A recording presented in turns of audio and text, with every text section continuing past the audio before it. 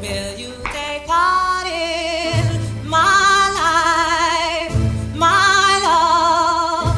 That is my Hey everyone, 大家好, it's Danai. And I've not been on YouTube for 3 months. You've not really missed anything. In those 3 months, pretty much the only thing I did was to pass the HSK full Chinese level exam, which is such a relief. It was such a milestone for me. So today I'm just going to talk to you a bit about what I did to improve my Chinese listening ability. In the last 3 months I was mostly in lockdown, so I was mainly focusing on my Chinese because it was the only thing in my life that I could control and move forward.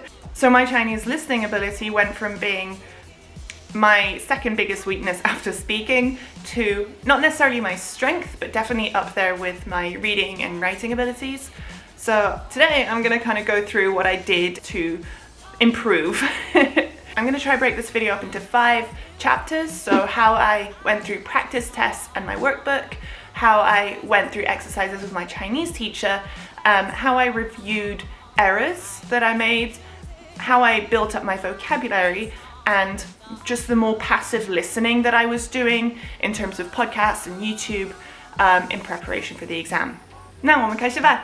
If you're planning to sit the HSK exam, doing practice tests and the HSK exercise book are arguably the most useful things that you could do. I did so many of these practice tests before the exam just to kind of get an idea of how the exam worked and to familiarize myself with the exercises, the manner that they would say the listening exercises, the types of questions that would come up. In the beginning, I was just working through my HSK standard workbook alongside the HSK standard course books as I was learning the material. The reason I really appreciate the exercise books is because their level is actually harder than the exam itself. So if you can do the exercises in the workbook, you can pass the exam no problem. The speaking is faster, it's just a bit more intense. 我觉得秋天是去黄山的最好季节，因为这时候天气不冷也不热。而且山上的树叶有很多种颜色。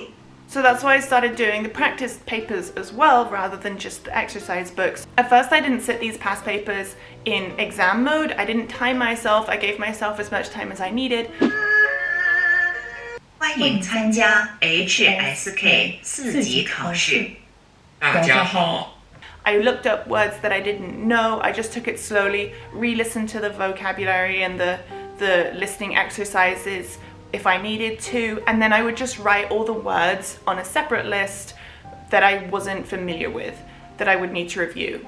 And then as I became more familiar with the exam, I would start sitting it in exam mode. I would set my timer to 30 minutes, 30 minutes, which is how much I'm allowed in the exam, and I just wouldn't look up any words. I would wait for that to come later. I think at first I was scoring like 60 out of 85 in the listening part, which, you know, is a pass, but it's not great, so I really wanted to bring that up. Another thing that I would do would be to put a star or a circle next to each of the questions that I either didn't know vocabulary for or just completely didn't understand what they were saying. Some of the questions there wasn't even any point in me replaying it, I just didn't know what they were saying. And then I would go and find the transcription of those exercises, have a read through, make sure that I understood all the vocabulary and try and work out why I did not understand that question, you know, whether it was hard grammar or hard vocab, whether they were speaking too quickly.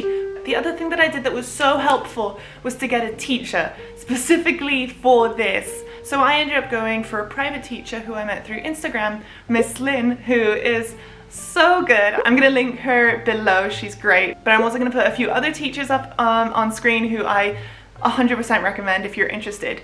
I was very clear from the start with her what my goal was. I told her I wanted in the 5 weeks prior to the exam to just focus on listening skills. We would go through 3 to 5 listening exercises per hour-long class. She would just read or play audio for me, and I would have to answer questions, and then we would kind of review where I was going wrong. And they would vary between short listening questions, which were a faster speed, to longer chunks of text, which would have a couple of questions attached to them, similar to the later questions on the exam. And it became apparent through doing these exercises that my biggest weakness was my lack of vocabulary. And that brings me to my third point, which is how I reviewed my mistakes. I think that is crucial. You need to review your errors so that you don't keep making them. So like I said, I would make a star or a circle next to the questions that I was struggling with, and then I would review the vocabulary.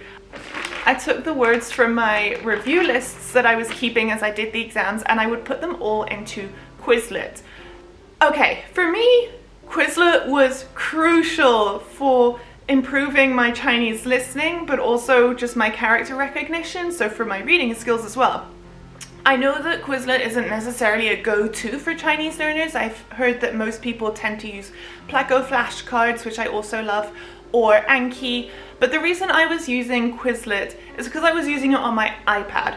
So I was actually handwriting the answers with my Apple Pencil, so I would actively have to know the characters and reproduce them.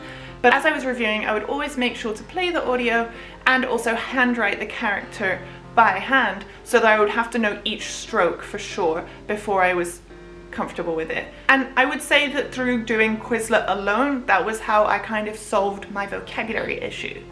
Okay, now we finally come to the more fun part of the video. All of that we just spoke about was kind of active learning, where I was actively trying to review and test myself and review my errors. I also tried to build in passive learning time. Basically all it is that I would be trying to build in time when I would be listening to Chinese in my day-to-day routine, just for fun. And those times a day would be usually if I was trying to go somewhere here in London on the bus or on the tube, and I would just try and listen to a podcast during that time, or just sitting here at home scrolling through YouTube. I would try and make sure that in that deep YouTube hole that I dive into, I would at least try and make one of those videos useful to me. My favorite resources for this would be, I would say, Mandarin Corner as ever. I bang on about it all the time on Instagram because it has pinyin characters and English subtitles. It has stories in slow Chinese that are then repeated in fast Chinese. It has day-to-day real conversations. It has interviews with foreigners who have learned Chinese. It has videos of every kind, so you can really find ones that suit you and your level. I've also been really loving Tree Man, where actors go and do social experiments around China and see how people react to certain situations. And then in terms of podcasts, I'm just going to show a few up here on screen. My favorites for an intermediate level was Speak Chinese Naturally and Learning Chinese Through Short Stories. But if you're more beginner, I would kind of suggest Coffee Break Chinese, Chinese Pod, or Chinese Class 101. Those are really helpful for me in the beginning. So that's pretty much all I did for my listening in the past 2 months or so before my exam. That brought me from scoring around 60% to scoring, I think, at my highest 87% on listening, which I think I could still have done better if I had a bit more time, but it was so helpful for me. Okay, so before I go, I just want to say that the reason you're seeing me at all on YouTube is because my friends Natalia and Chloe dragged me out of my hermit hole to be part of a collaboration series this May, where we just talk about different aspects and different study tips that we have for you guys in Chinese, Korean, and Japanese. So if you enjoyed my video and if you're interested in Korean, please go over and check Natalia's channel. Hi, my name is Natalia. I've been learning Korean for a few years now, so all my videos are going to be about helping you improve your Korean skills. So if you're interested in learning Korean, come hang out. Come see me on my side of the internet. And also Chloe's channel, who's focusing on Japanese. Hey everyone, my name is Chloe, also known as Blondie Studies. I'm mainly focusing on Japanese at the moment, so that's what most of my content is based around. You can find me on Instagram, YouTube, and on my website, so I hope to see you there soon. Which means I have to be back next week with another video, so I'll see you guys then. Bye!